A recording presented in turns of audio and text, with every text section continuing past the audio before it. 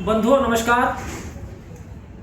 आज का वीडियो हमारे जीवन में बड़ा महत्वपूर्ण है। चर्चा करते हैं हम मनुष्य की और मनुष्यता की। दुनिया में जितने भी प्राणी हैं, मनुष्य सबसे ज्यादा बुद्धिजीवी माना जाता है, सबसे ज्यादा बुद्धिमान माना जाता है भी बुद्धिमान। लेकिन क्या हर मनुष्य मनुष्य है? क्या हर मनुष्य बुद्धिमान है? क्या हर मनुष्य विद्वान है? और अगर यदि हर मनुष्य विद्वान नहीं है, हर मनुष्य के अंदर मनुष्यता नहीं है, तो क्यों नहीं? मनुष्य को मनुष्य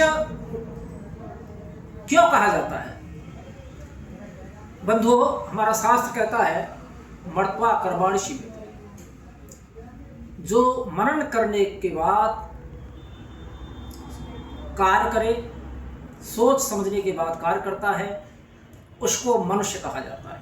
मनुष्य अर्थात मनुष्य वही है जो सोचने समझने के बाद बात कहे, सोचने समझने के बाद कार्य करे।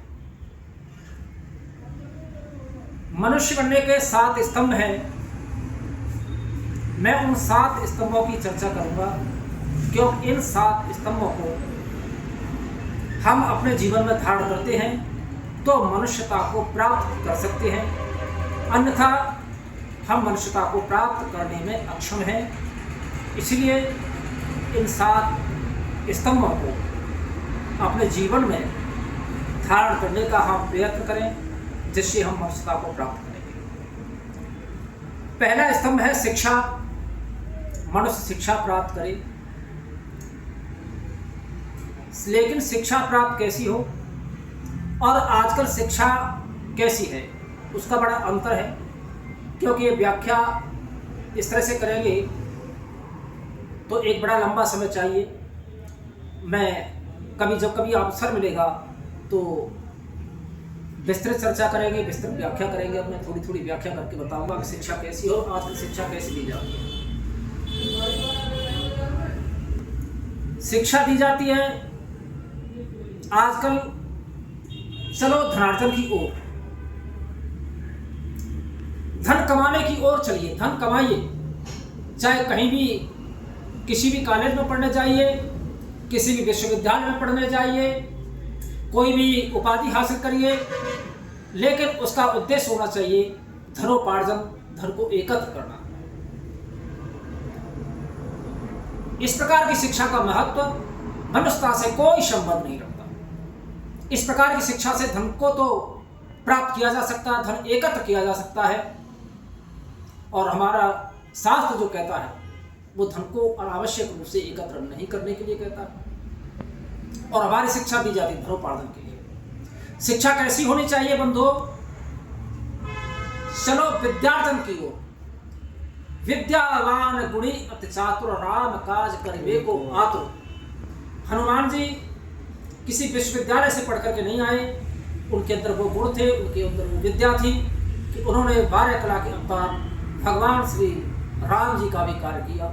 इसीलिए विद्यावान हमको बनना चाहिए। धनोपार्जन तक सीमित रह करके हम मनुष्यता को प्राप्त बिल्कुल भी नहीं कर सकते। दूसरा स्तंभ है स्वाध्याय।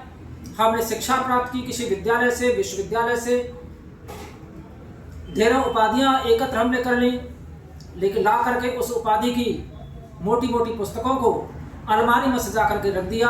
समय समय पर हम उनका स्वाध्याय नहीं किया। दूसरे शब्दों में विशुद्ध आध्यात्म की ओर हम जाएंगे तो हमने स्वाध्याय, स्व अध्याय, हम कौन हैं, अपना अध्ययन नहीं किया, हमने अपनी आत्मा का अध्ययन नहीं किया, तो हमारी शिक्षा बेकार है। इसीलिए हमें शिक्षा प्राप्त करने के बाद स्वाध्याय दोनों तरह से करना आवश्यक है, विशुद्ध आध्यात्मिक भी और सांसारिक भी। तीसरा आता है बंधुओं सत्संग। हमें निरंतर सत्संग करना चाहिए।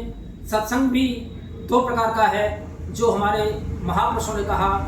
श्रीमद् भगवद गीता में भगवान श्री कृष्ण ने, उनकी जो वाणी है वो भी हमको 2 प्रकार के अर्थ देती है, सांसारिक अर्थ और विशुद्ध आध्यात्मिक अर्थ। सत्संग भी दो प्रकार का होता है, एक विशुद्ध आध्यात्मिक, एक सांसारिक। आध्यात्मिक सत्संग का होता है सत। सत का मतलब होता है तीनों कालों में जो समान रूप से विद्यमान रहे।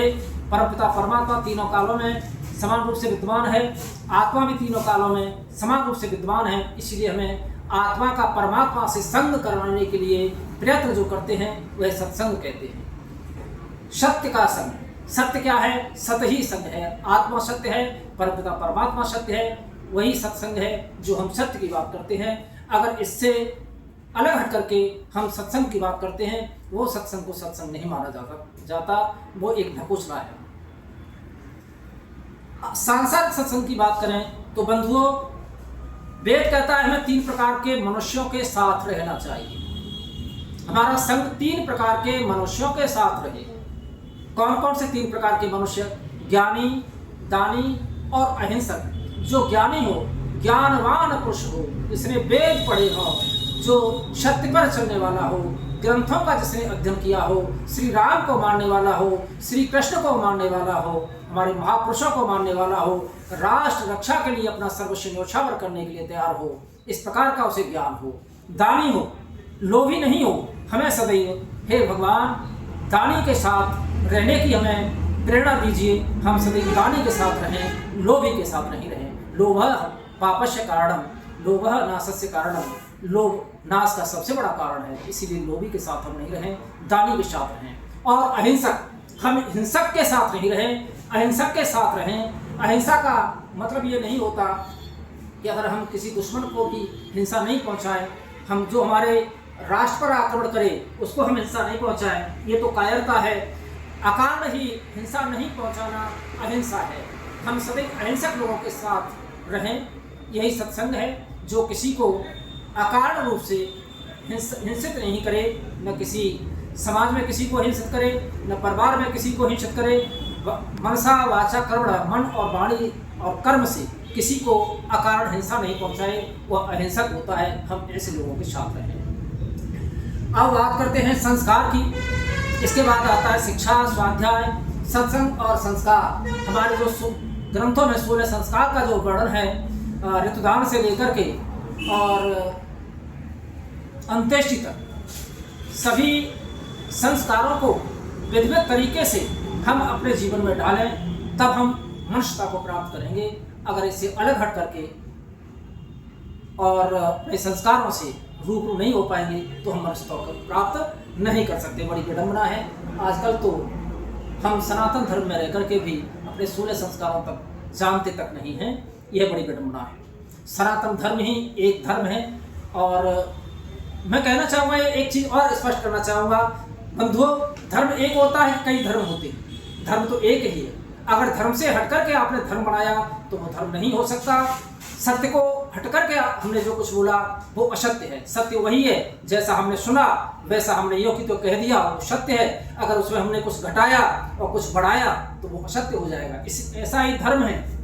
धर्म सिर्फ एक है, उसका नाम सनातन धर्म इसलिए है। सनातन धर्म की मैं आप व्याख्या करना चाहूँगा एक पंक्ति में। परमपिता परमात्मा को मिलाने वाली प्रक्रिया का नाम सनातन धर्म है। परमपिता परमात्मा को मिलाने वाली प्रक्रिया जो है वह सनातन धर्म है। आत्मा सबके अंदर एक होती है, चाहे वो मजहब कोई भी हो, चाहे वो हिंदू हो, मुस्लिम हो, सिख हो, ईसाई हो, सबके अंदर आत्मा है। शरीर का व्यवस्थाओं से संबंध है, आत्मा का धर्म से संबंध है, इसलिए धर्म एक ही हुआ। बाकी जो मजहब हैं उनको धर्म मानकर बैठ जाना ये सही रूप से धर्म नहीं है। इसके बाद मैं चर्चा करूँगा संध्या। हम सुबह शाम संध्या वंदन करें, परमपिता परमात्मा का चिंतन करें, मनन करें। और इसके बाद जो है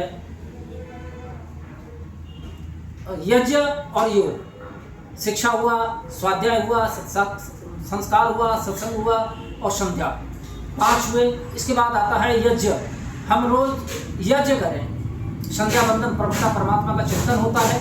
संध्या और यज्ञ को कुछ भाई एक समझते हैं, एक नहीं है। संध्या का मतलब संध्या वंदन, सुबह शाम परमपिता परमात्मा का चिंतन। और यज्ञ जो 5 प्रकार के यज्ञ, 16 कलाओं के अवतार, महायोगीराज भगवान श्री कृष्ण जी ने गीता में बार-बार 5 यज्ञों का वर्णन किया है। ब्रह्मयज्ञ, देवयज्ञ, पितृयज्ञ, अतिथि यज्ञ और बलवैश्य, 5 यज्ञों को हम करें तब मनुष्यता को हम प्राप्त करेंगे।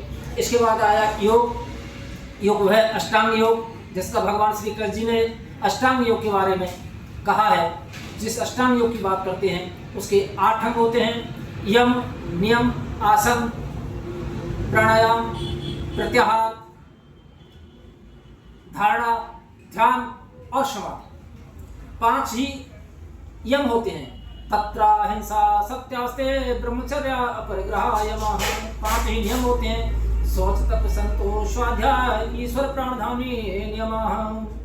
और यम से लेकर के समाधि तक योग के माध्यम से परमपिता परमात्मा को पाया जा सकता है।